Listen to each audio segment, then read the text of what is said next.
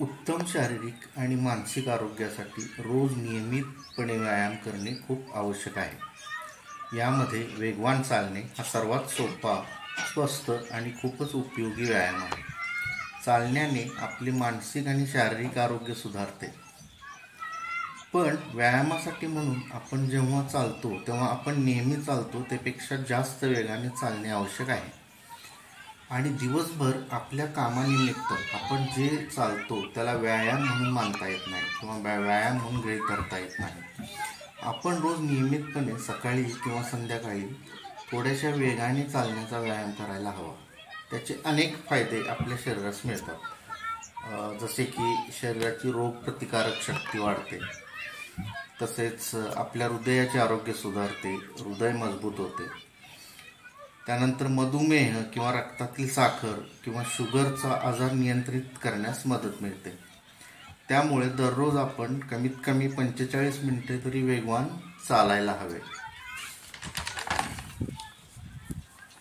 चालण्यामुळे वजन आटोक्यात राखण्यास मदत मिळते. दररोज कमीत कमी 45 मिनिटे वेगाने चालण्याने वजन नियंत्रित राखता येते. शरीरातील चरबी कमी होऊन लठ्ठपणा कमी होण्यास सुद्धा मदत मिळते. तसेच चालण्यामुळे शरीरातील रक्तपुरवठा सुरळीत होतो किंवा रक्तदाब किंवा ब्लड प्रेशर नियंत्रित राहते.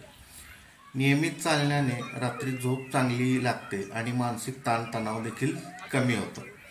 चालण्यामुळे मानसिक स्थिती सुद्धा चांगली राहण्यास मदत मिळते. सारांश रूपाने चालण्याचे जे काही फायदे आहेत त्याच्यामध्ये महत्त्वाचं म्हणजे आपलं वजन जर वाढलेलं असेल तर वजन नियंत्रित करायला मदत होते, हृदयाचे आरोग्य सुधारते, रक्तप्रवाह सुरळीत राखण्यास मदत मिळते आणि रक्तदाब, शरीरातील उच्च रक्तदाब किंवा हाय ब्लड प्रेशर नियमित राहते. रक्तातील साखर नियंत्रित करण्यास सुद्धा मदत मिळते. फुफ्फुसाची क्षमता वाढते, मनातील ताणतणाव कमी करण्यास मदत मिळते. हे काही आपले नियमित चालण्याचे फायदे आहेत. त्यामुळे दररोज नियमित थोड्याशा वेगानं चालण्याचा व्यायाम आपल्या शरीरास अतिशय फायदेकारक आहे.